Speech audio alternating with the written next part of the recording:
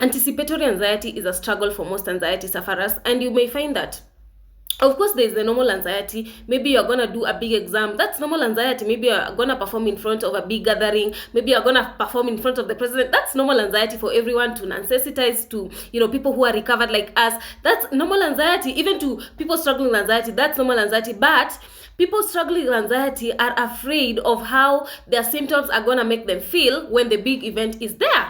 You get what I'm saying? So they worry about this, how they're gonna feel, how anxiety is gonna manifest, if the DPDR is gonna be there, if the panic attacks will occur, their emotions. They worry so much, and the worry is doing more harm than even you actually being in that event.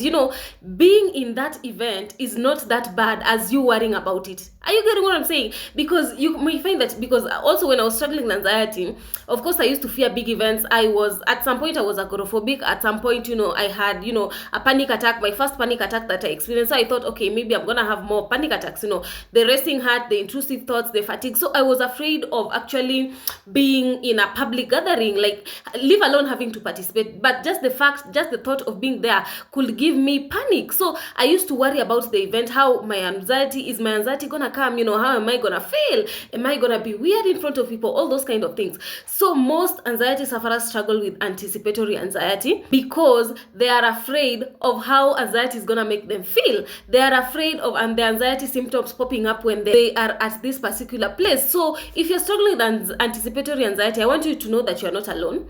You are not alone. Many anxiety sufferers struggle with anticipatory anxiety, and your worry is the one that is doing more harm. There is a way to deal with anticipatory anxiety. Just know that you are not alone.